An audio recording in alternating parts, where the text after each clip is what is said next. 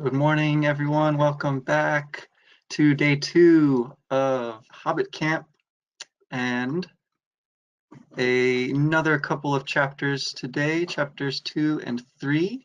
Gonna just share my screen and get this going for you.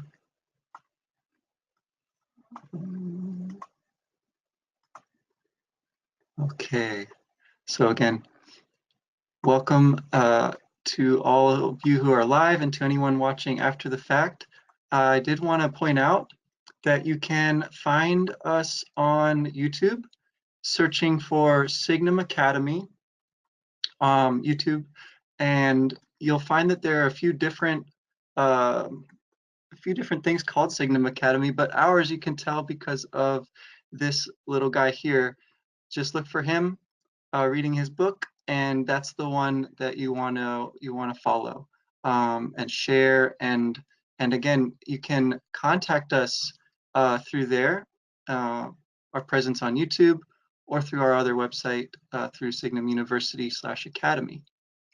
All right, and we did have one question that was sent in after class yesterday. So Kylie asks a great question. Why do you think Bilbo was selected to be the burglar for the party instead of somebody else? They could have picked anyone, but they picked him.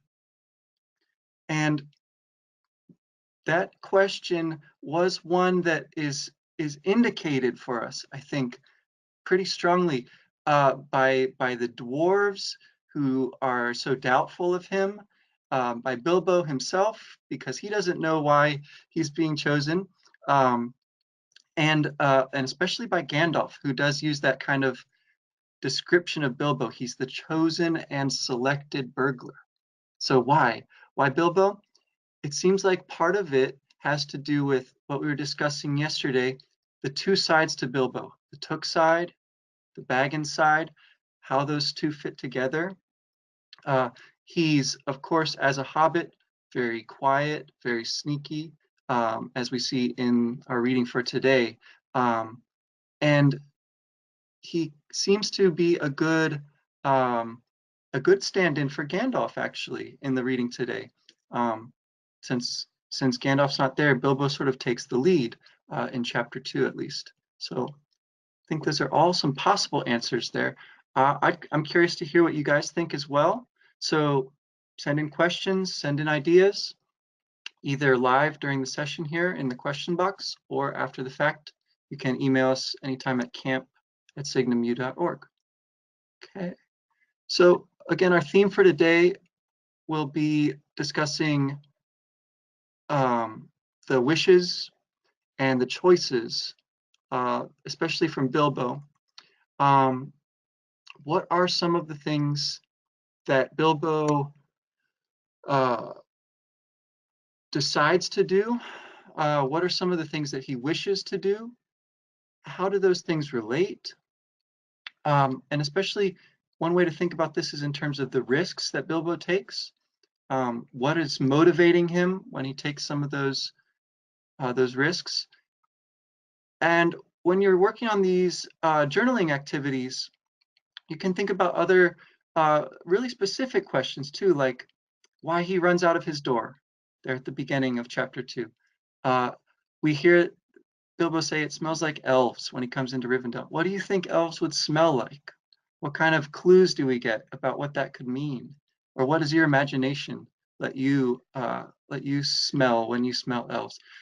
You can work on crafting, again, this time drawing and also making some trolls and swords, if that's something you're interested in. We have suggestions for how to do that in the packet. Also, deciphering the runes. There's a decoder included in your project packet. You can use that to figure out how Elrond is able to read the hidden runes on the map. And there might be some other runes that you can find if you look through your copy of The Hobbit. So work on those too. The title of Master Packer. So Bilbo has to rush out the door. He doesn't get a chance to bring what he might like to have on his adventure. But Gandalf helpfully brings him a few things.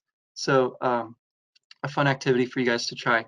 You can decide what you would pack on such an adventure and see who can pack their bag the fastest. All right. Our first passage today, the opening of chapter 2, we hear about Bilbo's bad dreams, right?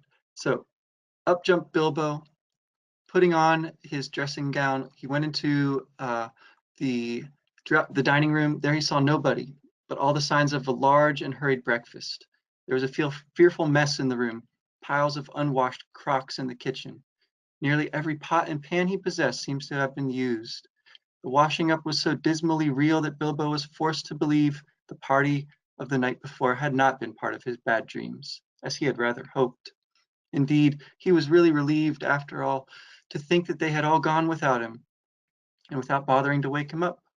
But with never a thank you, he thought. And yet, in a way, he could not help feeling just a trifle disappointed. The feeling surprised him. Don't be a fool, Bilbo Baggins, he said to himself, thinking of dragons and all that outlandish nonsense at your age. So he put on his apron, lit fires, boiled water, and washed up. Then he had a nice little breakfast in the kitchen before turning out the dining room. By that time the sun was shining and the front door was open, letting in a warm spring breeze. Bilbo began to whistle loudly and to forget about the night before. In fact, he was just sitting down to a nice little second breakfast in the dining room by the open window when in walked Gandalf. So he tells himself, don't be a fool. He says, don't think about that nonsense. And he gets to work cleaning up after the party of the night before. But the party of the night before was real, right? So he has to contend with that. And not only that, he has to acknowledge, he has to go through his own feelings that he could have gone along. He's a little disappointed that he didn't go. And so again, we see the two sides of Bilbo here. Which one is going to triumph? Well, it looks like he's all set to resume his normal life. And then we kind of get a reset where Gandalf comes back again to get him on his way. To the end of his days, Bilbo could never remember how he found himself outside, without a hat, a walking stick, or any money, or anything that he usually took when he went out, leaving his second breakfast half finished and quite unwashed up, pushing his keys into Gandalf's hands, and running as fast as his furry feet could carry him down the lane, past the great mill, across the water, and then on for a mile or more. Very puffed he was when he got to Bywater just on the stroke of 11 and found he had come without a pocket handkerchief. So I went for my run this morning, and I can only imagine how tired out, how tuckered out a Hobbit would be after running for a mile, because I was pretty tired after going maybe even less than that this morning. It's funny, I think, to imagine Bilbo running up, and of all the things that he could be worried about, he decides that it's the pocket handkerchief that he really should have brought along. It just goes to show how set in his ways Bilbo is, and on the other hand, how amazingly risky this is for him. This adventure, for somebody who's used to having every little thing just so, is going to be quite the change in lifestyle. The dwarves point out that he's going to have a lot worse things to contend with than forgetting his pocket handkerchief. But again, they do set out, jogging off from the inn one fine morning just before May, on laden ponies. Bilbo was wearing a dark green hood, a little weather-stained, and a dark green cloak borrowed from Dwalin. They were too large for him, and he looked rather comic. What his father Bungo would have thought of him, I daren't think. His only comfort was he couldn't be mistaken for a dwarf, as he had no beard. Okay, so at least there's that. Again, we get the narrator, the storyteller, pointing out, as comical as Bilbo might look to us, a solid hobbit like his father would be very shocked, right? And wouldn't probably be laughing very much about this. He He does take comfort, though, that he won't be mistaken for a dwarf, which again shows that some of those Hobbit ways of thinking are still holding on for him.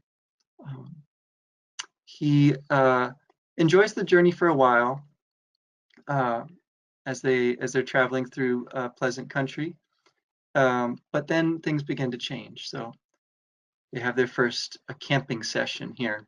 At first, they had passed through Hobbit lands, a wide, respectable country inhabited by decent folk with good roads, an inn or two, and now and then a dwarf or a farmer ambling by on business.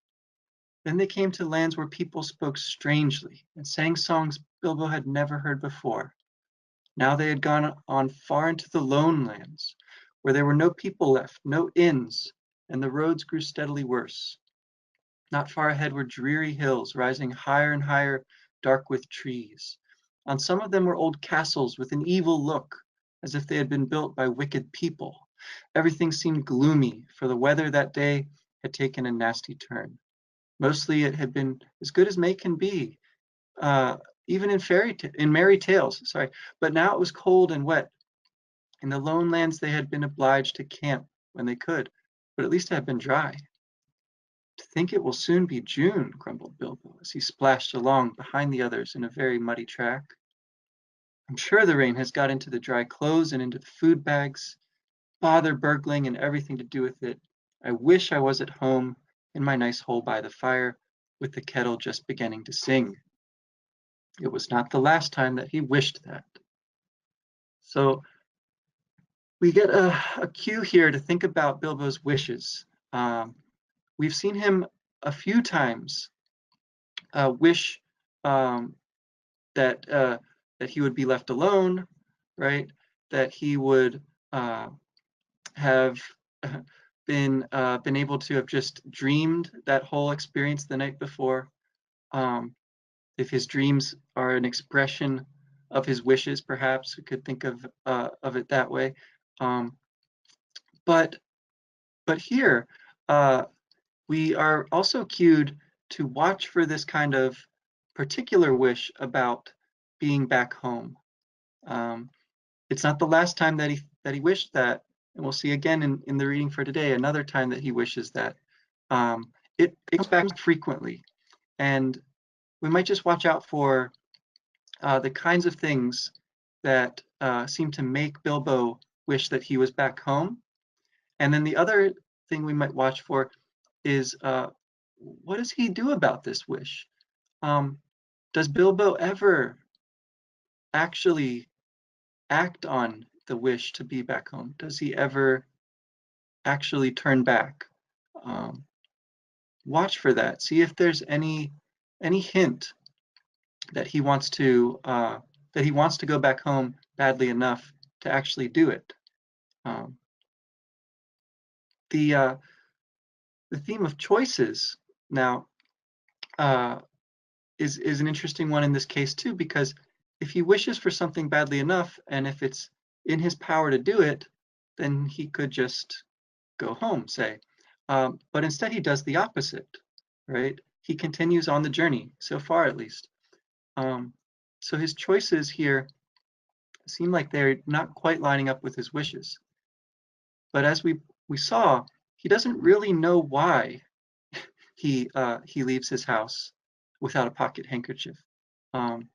So I don't know how exactly his choice is fitting in with that. Maybe there's some wish there that's driving him that he isn't really aware of just yet. Maybe that's a possibility, right? So just like he isn't in control of his dreams, he isn't in control of his actions in that moment. If he's not in control, then who is? Maybe you could think about Gandalf. He seems to play a big role in getting Bilbo to go on this adventure. Maybe you could think about the dwarves and their song that was so powerful for him.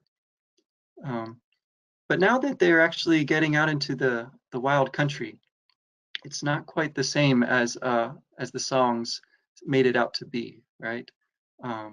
He wishes he was home. All right, so They're miserable. They see a fire off in the trees up on one of those hills as it's getting dark, and so they send Bilbo to check it out. Now it's the burglar's turn, they said, meaning Bilbo. You must go on and find out all about that light and what it is for, and if all is perfectly safe and canny, said Thorin to the Hobbit. Now scuttle off and come back quick, if all is well. If not, come back if you can. If you can't, hoot twice like a barn owl and once like a screech owl, and we will do what we can. Off Bilbo had to go before he could explain that he could not hoot even once like any kind of owl, any more than fly like a bat. But at any rate, hobbits can move quietly in woods, absolutely quietly. They take a pride in it, and Bilbo had sniffed more than once at what he called all this dwarvish racket as they went along, though I don't suppose you or I would have noticed anything at all on a windy night, not if the whole cavalcade had passed 2 feet off. As for Bilbo walking primly toward that red light, I don't suppose even a weasel would have stirred a whisker at it. So naturally, he got right up to the fire, for fire it was, without disturbing anyone. And this is what he saw. What did he see? You guys remember? What is there by the fire?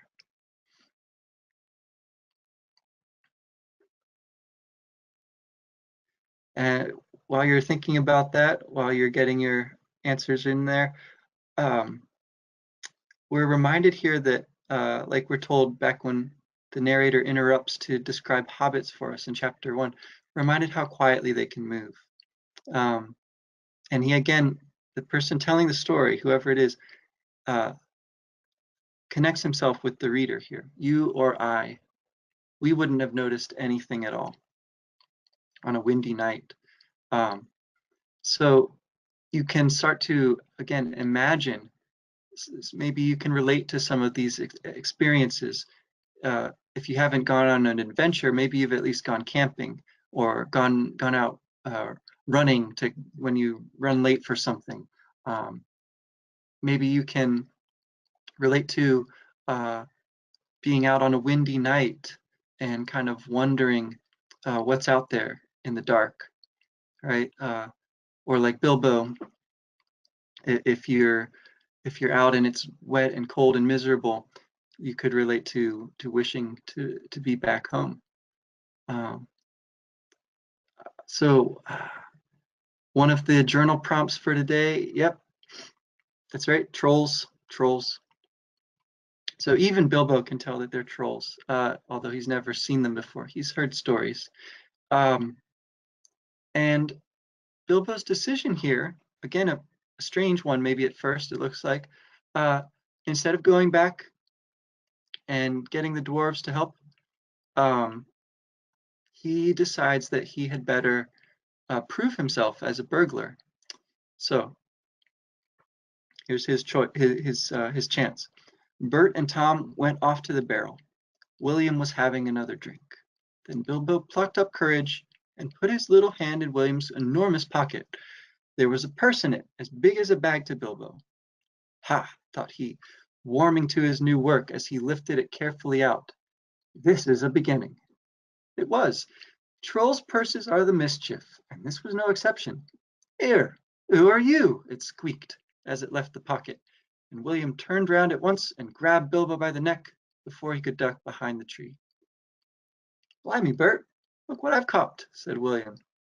What is it? Said the others, coming up. Lum if I knows. What are you? Bilbo Baggins, a hobbit, said poor Bilbo, shaking all over and wondering how to make owl noises before they throttled him. A burra hobbit, said they, a bit startled. Trolls are slow in the uptake and mighty suspicious about anything new to them. So they are even more surprised to see Bilbo than he is to see them. They aren't sure what to make of him, other than dinner, perhaps.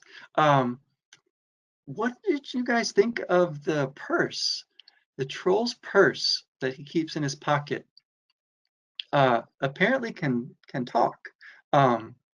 And that's how Bilbo gets caught. We saw yesterday a little bit of the magic of the diamond studs that will stay fastened no matter what. This is another little example of that, right? Everyday object like a purse, but in this world, it can talk, it can ask questions, and it can protect itself from being stolen. We see that Bilbo's first attempt to explain who he is, he's about to say something that starts with burr. I think it must be burglar, right? He's embraced, apparently he's embraced this identity of being the burglar, so much so that he says that before he even says Hobbit. He almost gives himself away, and he almost gives away his friends too. Says first there's lots, then there's no one at all, right? There's more to come yet, said Tom, or I'm mighty mistook. Lots and none at all it is, said he. No burra hobbits, but lots of these here dwarves. That's about the shape of it. I reckon you're right, said Bert. And we'd best get out of this light. And so they did. With sacks in their hands that they used for carrying off mutton and other plunder, they waited in the shadows. As each dwarf came up and looked at the fire, the spilled jugs, and the gnawed mutton, in surprise, pop went a nasty smelly sack over his head, and he was down. Soon Dwalin lay by Balin, and Fili and Kili together, and Dori and Nori and Ori all in a heap, and Oin and Gloin, and Bifur and Boffer and Bomber piled uncomfortably near the fire. So, on the one hand, the dwarves do come looking for Bilbo, despite his inability to make the owl sounds and let them know that he's in trouble. They figure it out, and they do come to try to help. On the other hand, they don't go about it in a particularly successful or careful way, do they? They come by ones and twos. They come out and each gets caught just like the others. So they're not very observant. It seems like they're not very strategic here. They seem really unprepared for this this whole thing. And so you might ask, what is it about these dwarves that that they cannot deal with this initial difficulty in the adventure? This is the first real challenge they've faced, and they're not doing so well. We can maybe understand how Bilbo, since he's not an experienced adventurer, would get caught by the trolls, and it couldn't, be held against him. He didn't know that the purses of trolls are such mischief. But the dwarves, who've already been on this long journey and have such grand songs and grand plans, should really know better, right? Why do you guys think that they come so unprepared on this adventure? What is it about these dwarves that causes them to be caught off their guard? What do you think? So while you're typing in your thoughts about the dwarves and how they got caught, what they might have been thinking about, we'll go on a little bit further here. But do send in questions and ideas about that as you come to you. So, the rescue. Gandalf came back, but no one saw him. The trolls had just decided to roast the dwarves now and eat them later. That was Bert's idea, and after a lot of argument, they had all agreed to it. No good roasting them now. It'd take all night, said a voice. Bert thought it was William's. Don't start the argument all over again, Bill, he said, or it'll take all night. Who's a-arguing, said William, who thought it was Bert that had spoken. You are, said Bert. You're a liar, said William. And so the argument began all over again. In the end, they decided to mince them fine and boil them. So they got a great black pot and they took out their knives And the voice speaks up again. So they've already started themselves on this track of arguing and taking all night. On the other hand, the greed or the hunger or something overwhelms that, and they're all set to just go ahead and cook the dwarves up. But then this voice, and we know that it's Gandalf, comes in to start the argument up all over again. The trolls are unable to figure out that anyone else is there. They can only imagine that it's the other trolls who are being obstinate and stubborn and starting up the argument again just when they thought they'd figured it out. And so in this way, the trolls also don't look too bright, even worse than the dwarves.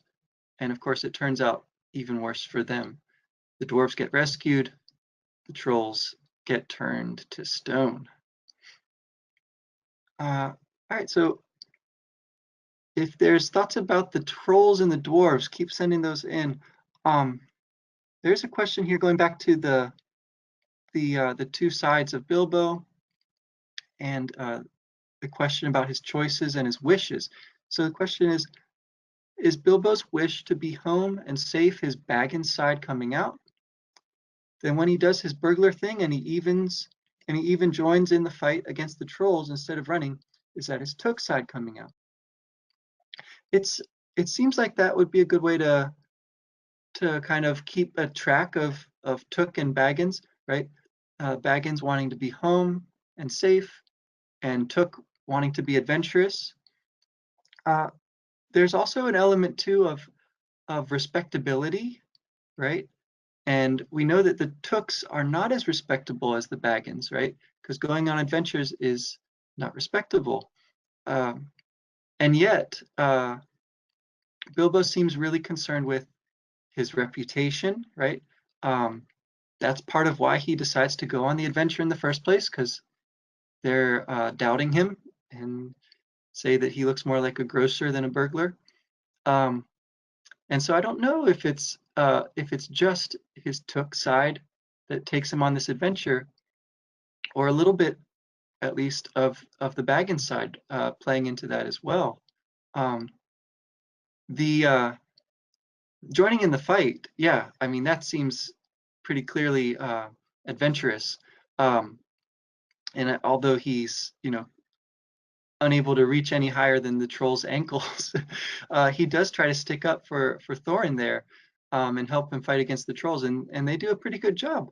But then once he gets tossed into the bush, he's kind of out of commission. And again, he doesn't really have much choice there. He's just wishing very hard that he can escape somehow. And so it's lucky, I think, that Gandalf comes back when he does. And it's lucky that the trolls are so easily fooled here. All right, so trolls turn to stone.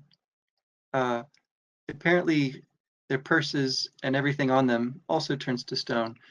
But before that happens, it sounds like there was something that fell out of one of the pockets. So they come to the troll's cave. Apparently all trolls have a cave somewhere where they keep everything they've been taking from the surrounding countryside. And so they find the door, but they can't open it until Bilbo says, "Would this be any good?" when they're getting tired and angry. "I found it on the ground where the trolls had their fight." He held out a largish key, though no doubt William had thought it very small and secret. It must have fallen out of his pocket, very luckily, before he was turned to stone. Right? "Why on earth didn't you mention it before?" they cried. Gandalf grabbed it and fitted it into the keyhole. Then the stone door swung back with one big push, and they all went inside. There were bones on the floor, and a nasty smell was in the air. But there was a good deal of food jumbled carelessly on shelves and on the ground, among an untidy litter of plunder of all sorts, from brass buttons to pots full of gold coins standing in a corner.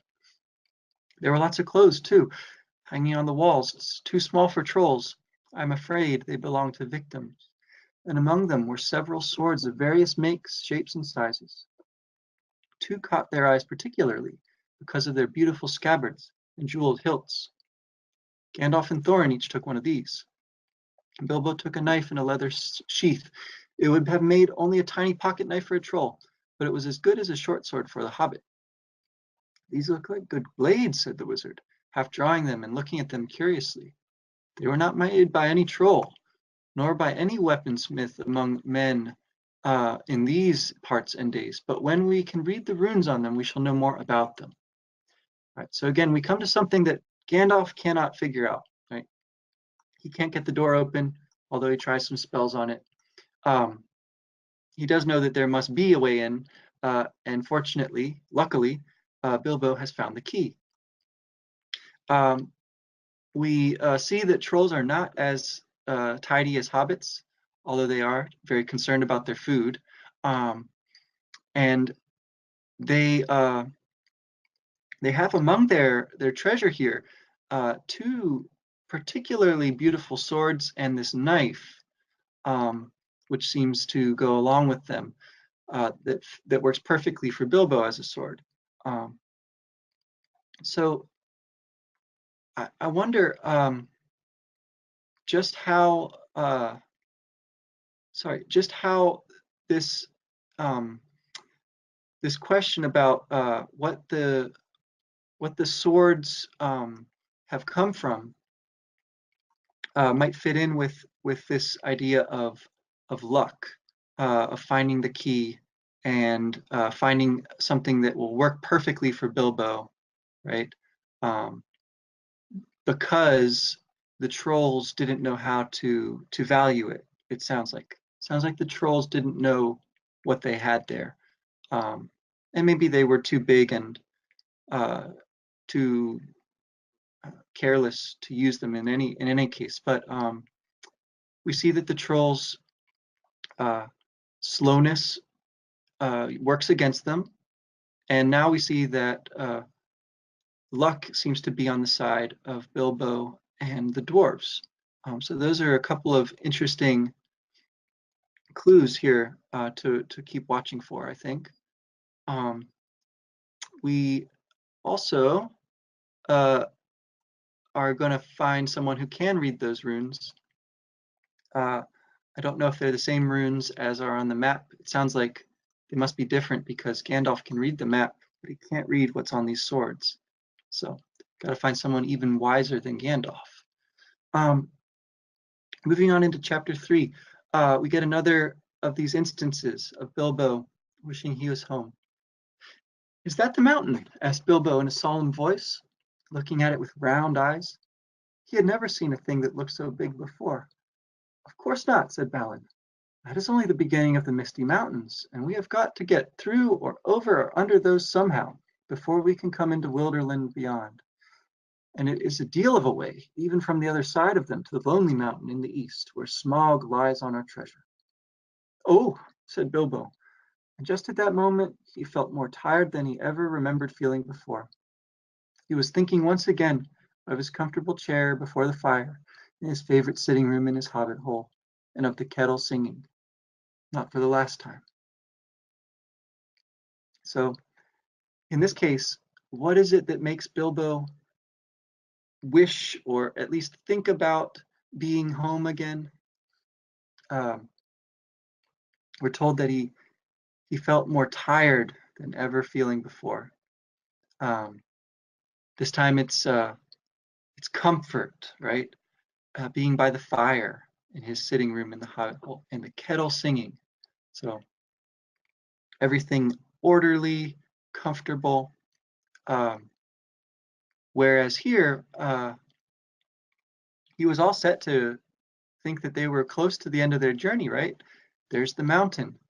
But Balin lets him know that there's a long way to go, and also seems to let him know that the dwarves aren't entirely sure how they're going to get there.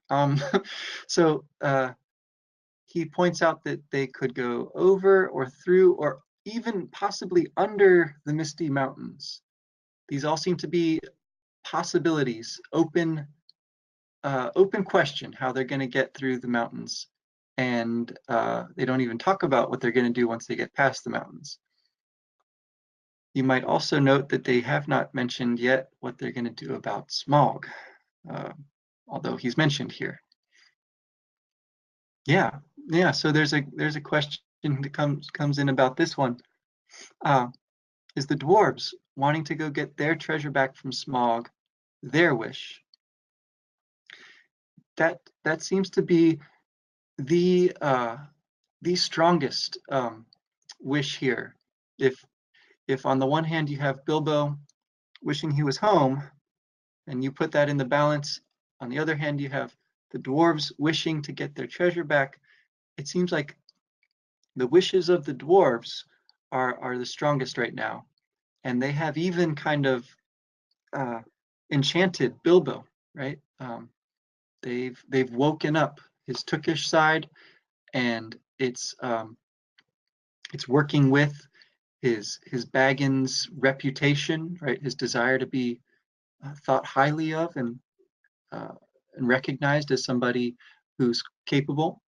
And so they've got this very strong wish.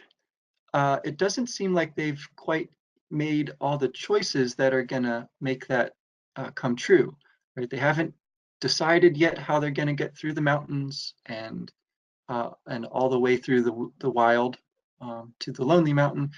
They have apparently decided not to bring any weapons or any other useful tools to do battle with trolls that they might meet along the way. They have brought their instruments, of course, so maybe they're going to be able to use those to fight in the future if they aren't caught so unprepared.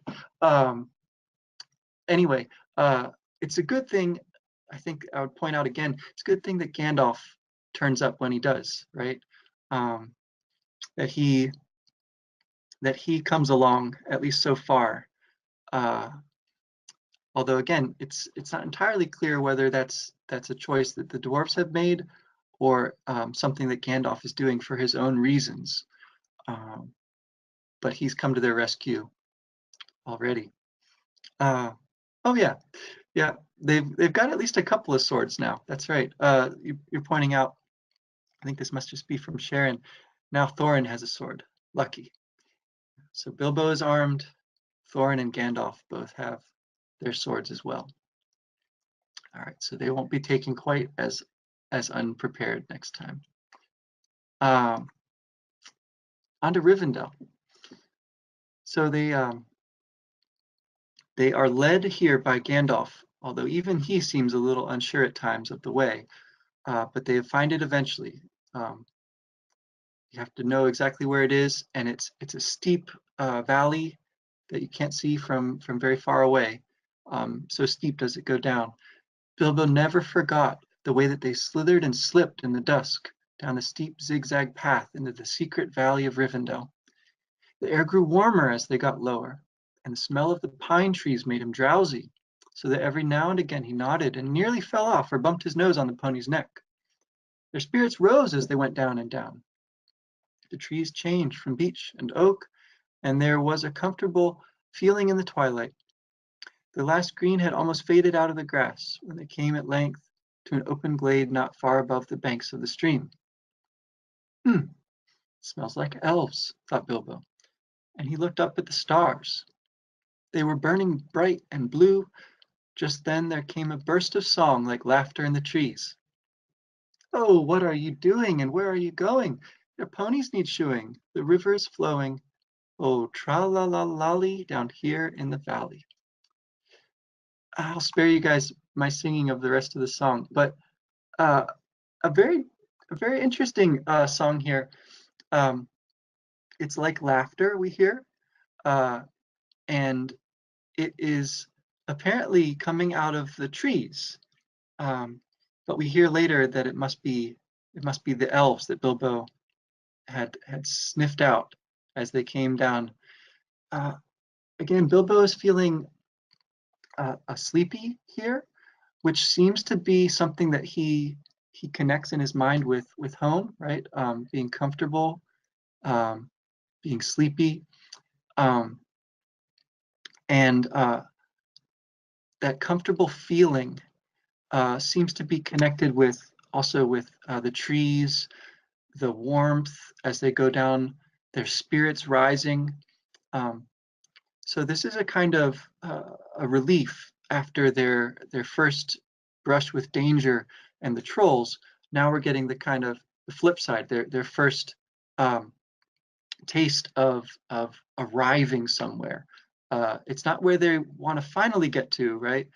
And it's not somewhere that they can stay too long, but it is at least a taste of this kind of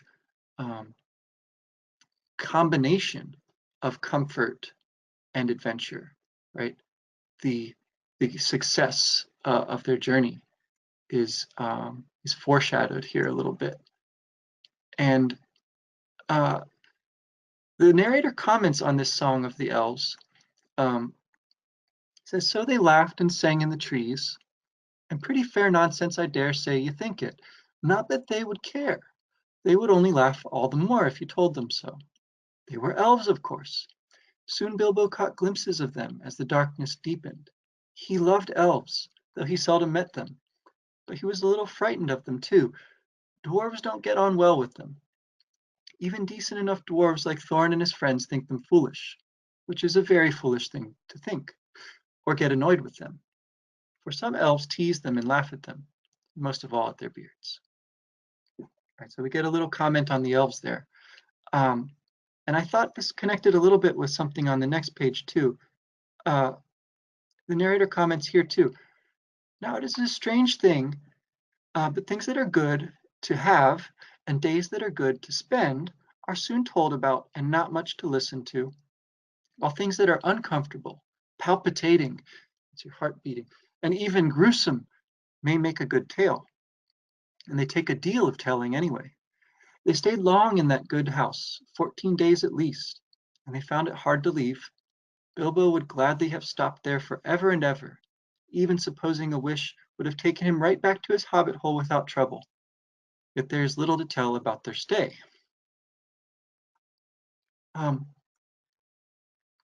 So we get the idea here that we're told that that what seems like nonsense in the elf's song actually must have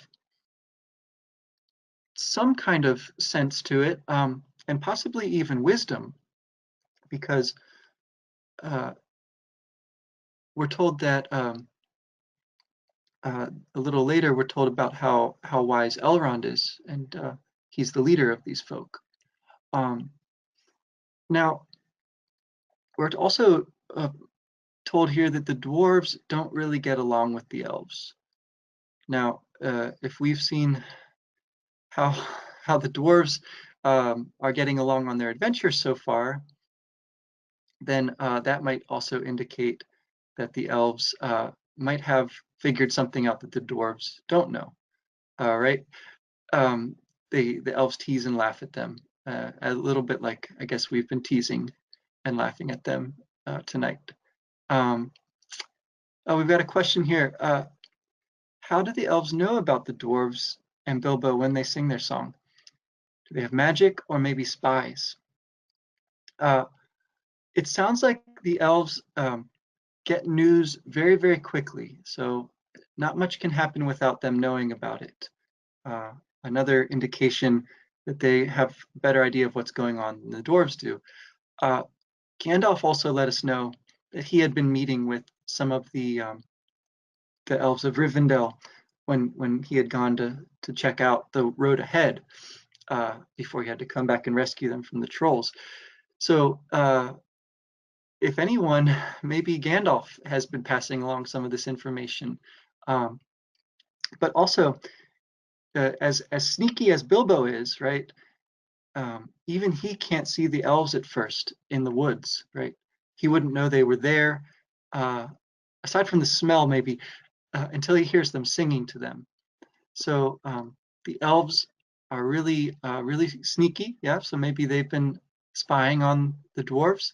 I guess this comes back to that question that Kylie asked at the beginning. If Gandalf was looking for someone to be a burglar on this journey, and Gandalf is friends with the elves, why did he choose Bilbo instead of the elves? That seems like an important thing to be asking here. We know that the dwarves and Bilbo cannot stay in this valley forever. They need to go on with their adventure. Whereas, of course, this is where the elves live. And so maybe part of the reason that that Gandalf chose Bilbo is that as much as Bilbo loves his home, he is willing to go on this adventure. And we're told here, even more impressive, more remarkable, we're told that Bilbo would love to stay in Rivendell, even if he was given a chance to wish himself back home again.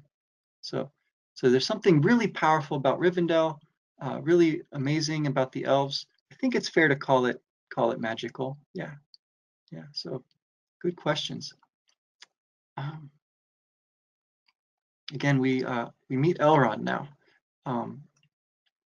The master of the house was an elf friend, one of those people whose fathers came into the strange stories before the beginning of history, the wars of the evil goblins and the elves and the first men in the north. In those days of our tale, there were still some people who had both elves and heroes of the north for ancestors. And Elrond, the master of the house, was their chief. He was as noble and as fair in face as an elf lord, as strong as a warrior, as wise as a wizard, as venerable as a king of dwarves, and as kind as summer. He comes into many tales, but his part in the story of Bilbo's great adventure is only a small one, though important, as you will see if we ever get to the end of it. His house was perfect, whether you liked food, or sleep, or work, or storytelling, or singing, or just sitting and thinking best, or a pleasant mixture of them all. Evil things did not come into that valley.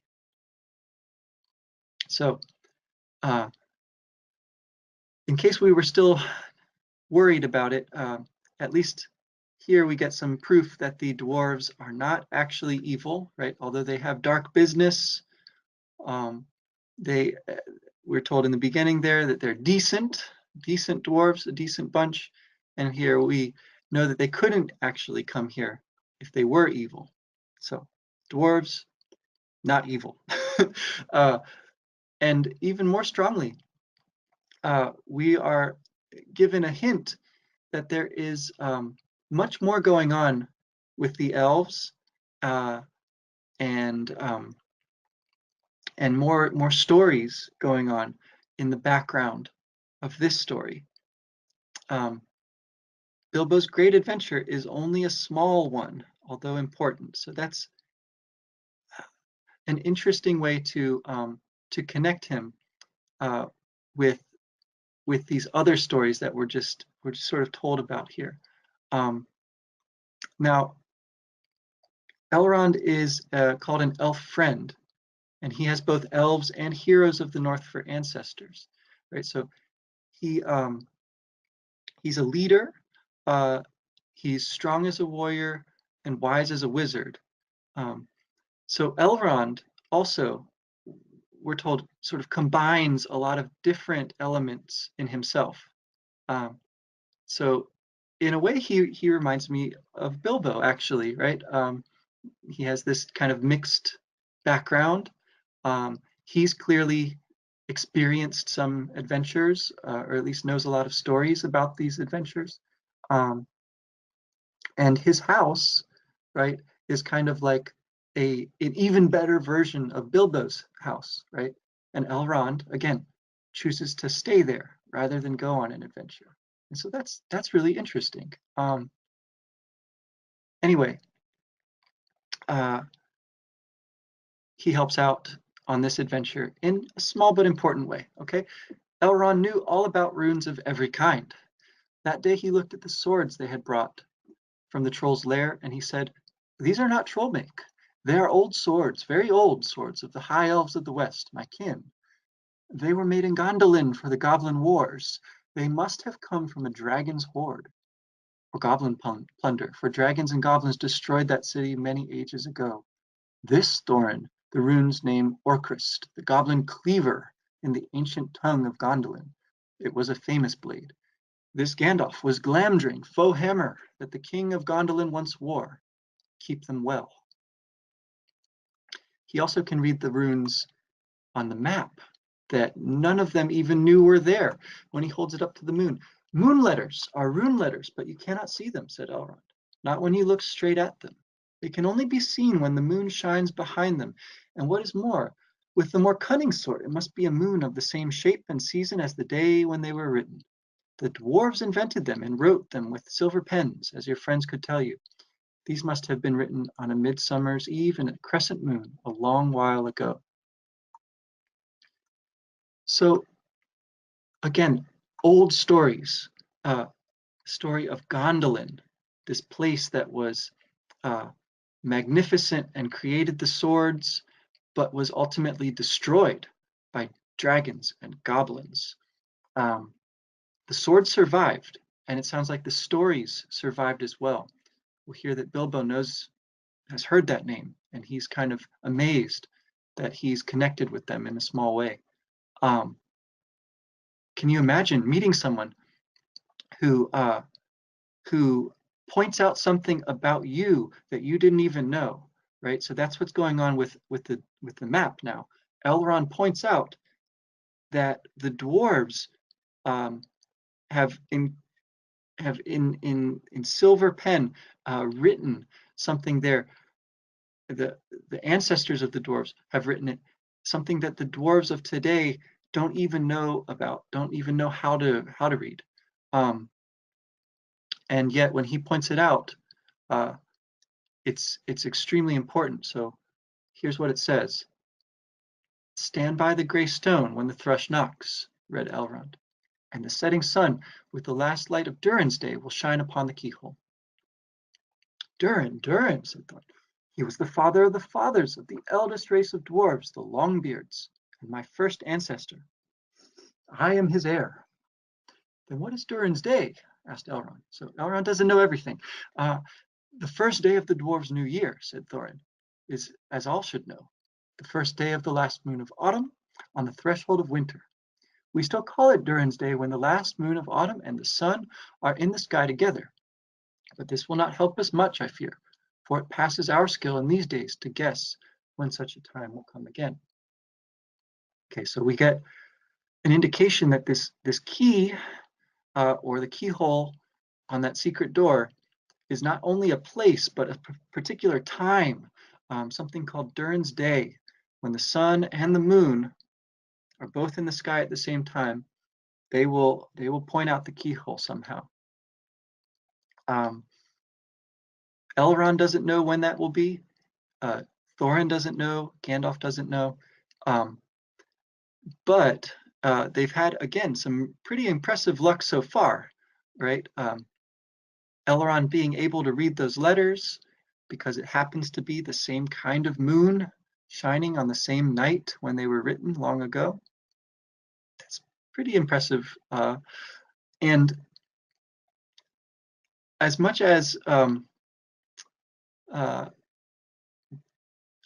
is proud of his ancestors, again, he doesn't know quite how to use this information right now. But they know a little more than they did before. We're told that they rest up in Rivendell. They come out stronger than when they got there and ready to resume their journey.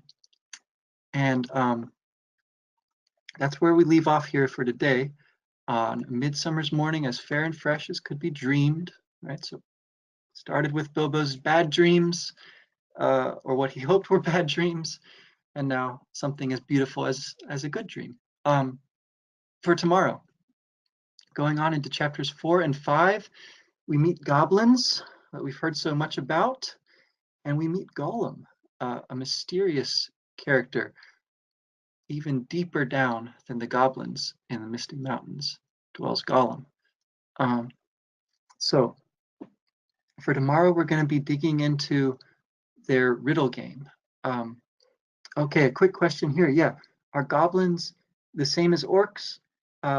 We saw on the sword the word orcrist, right? So orc apparently is one of the ancient names for the goblins. That seems to be the case. Yeah, sort of like earlier we heard about the Tooks maybe having a fairy wife. Apparently fairies and elves are the same, and so goblins and orcs seem to be the same. Our big question for tomorrow is going to be about riddles and the way the riddle game works and what's going on there. I want to look at what Bilbo's riddles show about Bilbo, what Gollum's riddles show us about who Gollum might be, the kinds of things that they both are able to figure out, and the kinds of things that they are unable to figure out. And so what happens then in this riddle game? The story gets a bit darker here, but I think it also gets a bit more exciting. We saw this kind of transition in the reading for today from a pretty exciting adventure and then into a pretty calm chapter, a nice short chapter there where there isn't much to tell, as the narrator points out. And I think that the narrator's idea there that dangerous and even gruesome things like the trolls make for a good story, while peaceful things and good dreams, just aren't, somehow they just aren't as interesting as a story. That's kind of odd, right? That's something that I'm wondering about, and I think we see this also with Bilbo's riddles versus Gollum's riddles. We want to see which one is stronger, right? Which one is, if you like, the better story or the better way to play the game? Is it better to be gruesome and be nasty and dangerous? Is it better to be beautiful and kind, like the morning that they're leaving Rivendell?